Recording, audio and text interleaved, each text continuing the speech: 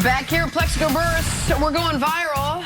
Marvin Jones caught this touchdown yesterday from David Blau to put the Lions up 14-7 in the second quarter. Check out his very festive and timely celebration, little turkey carving. Oh, it's good. Probably because it was Thanksgiving, right? Yeah. And then that guy had the drumstick. He ate it. I think the bar is now so high for these touchdown celebrations. I don't think anybody impresses anybody anymore. And maybe if they made a side dish. Well, they were working so hard on that they forgot to keep scoring. That's the problem. That's the problem. That's why my dad had a horrible Thanksgiving, because the Lions always lose. You got to be original, baby. You got to be original. Hey, at least your dad got to see Barry Sanders. He was in the booth. He was in the booth for a while. Well, Barry lives there, so we see Barry all the time. Yeah, I know, but you get to remember back when Thanksgivings were good. Yeah, he lost a couple, too. He won one. That was actually my first pro football game in 1998. Michigan State, going to watch Barry Sanders play. Wow. Really? Yeah, it's pretty impressive. Best running back ever to play. No disrespect to Emmett, but I am disrespecting him. Barry could have ran for $2 million. Okay, hold on. Maybe best modern day running back. Jim Brown's the greatest. No, pure running back. I'm not talking about catching. I get the 15,000 yards, 10 seasons in 153 games. So you're saying Barry as well? Great minds think alike. I believe he is the greatest running back of all time. Jim Brown pretty damn good, y'all. Jim Brown was a cheat code, man. 12 or 14 game seasons, I believe they had back then, though. Yeah. Moving on his first two seasons. To the game of the week in the AFC, you got the Patriots visiting the Texans. Say what you will about TB12 and that. Oh, another guy that used to be good. And his recent play. So much shade, Nick. Whether it's because of him or in spite of him, he's right where he always is, Nick, on top of the conference at 10-1. This week could, though, pose an extra challenge, as Brady has been limited in practice with elbow issues. The rest of his team seemingly limited with the flu.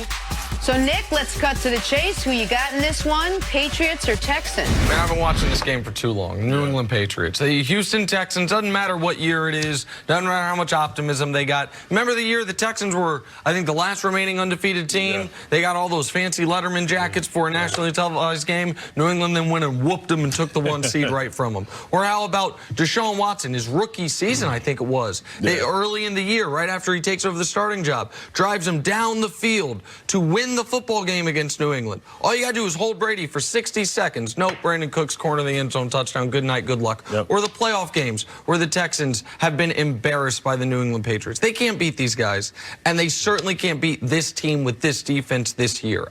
You're right, Jenna. I do not believe the Patriots have an elite offense. I do not believe the Patriots in 2019 even have an above-average passing game.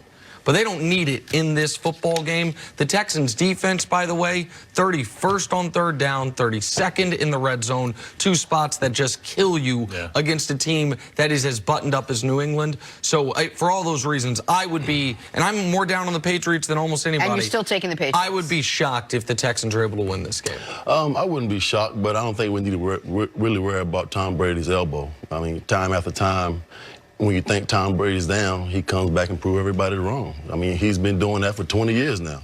But I put Deshaun Watson in the elite quarterback class. I believe that he's elite. But if you want to be one of the best, I think you have to prove it to yourself and prove it to your teammates and prove it to your organization. And you have, which I think, who is the best wide receiver in all of football in DeAndre Hopkins. If you want to be elite, you have to beat the best, and that's Tom Brady. So I think that they can go out and beat the New England Patriots. It's not going to be easy, but I think that they can get it done. Let me follow up real quick. We saw Stephon Gilmore erase Amari Cooper a week ago. Just totally take him out of the game. Right. You had a lot of these matchups, top receiver, top corner. I thought Troy Aikman during the broadcast last week said something really interesting. He's like, this reminds me of Michael versus Dion, where this was before we knew Amari was going to get erased. He said, where I'm going to throw it to him. He's going to win some. He's going to lose some. My guy's going to win some. He's going to win some. How can Deshaun have more success than Amari did? And, like, what does it remind you of guys you went up against that you knew you were going to have your work cut out for you all day long? I just think that, you know, from attacking the ball standpoint and going up attacking the ball at the highest point, I just believe that DeAndre Hopkins is a better football player. He's a better athlete. He beats man-to-man coverage at the line of scrimmage. He separates well in the top of the route. And, you know, he has that mentality that, you know, he's a dog wide receiver. You know, he's not just one of those guys that's going to catch the ball and just slide on the ground and go out of bounds. He has a dog mentality, and he's been showing that since day one, since he got into the NFL.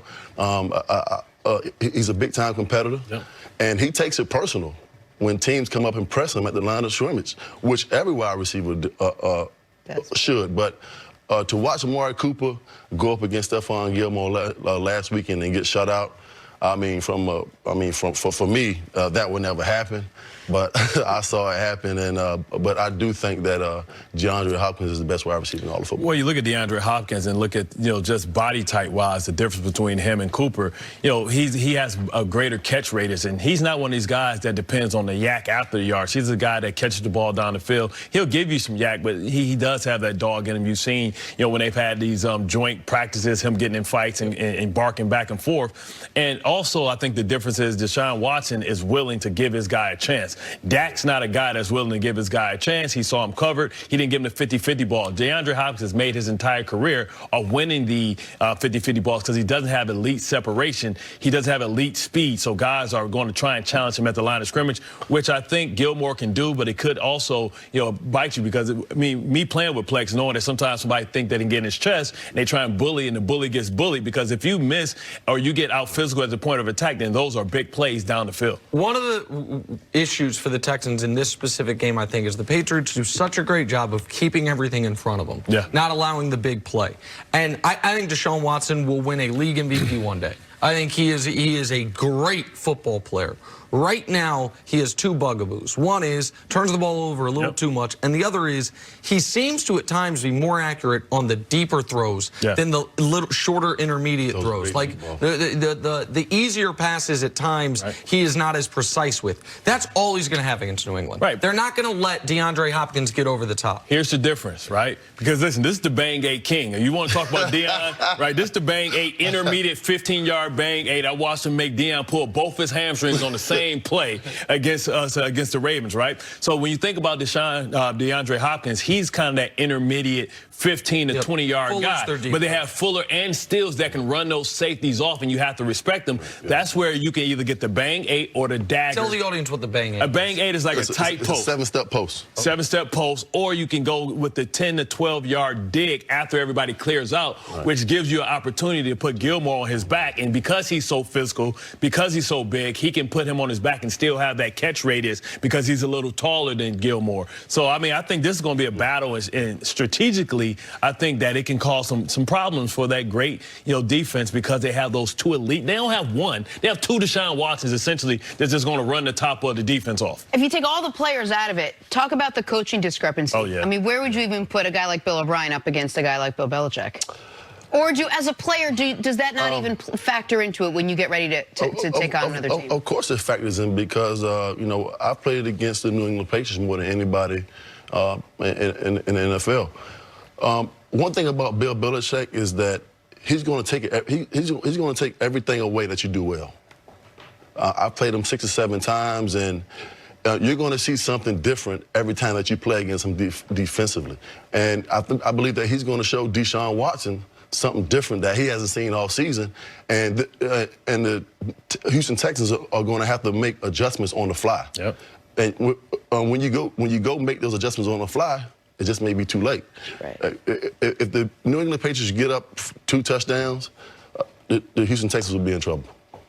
That's what we always say. When Bill Belichick comes in, he takes away your weakness, and that's how they end up winning games. All right, Plex, we are stick 2 around. guys up here that have beaten them, though. Coming up. Da Vinci Code, pay us for consulting. What? I'm trying to make some money, man. I'm balling on the budget. Are the Cowboys consulting work making right mistakes sticking with Jason Garrett? That's Talking next. about? First. You don't know. He's just trying to get side hustle. Bart's got 6 jobs. He's looking for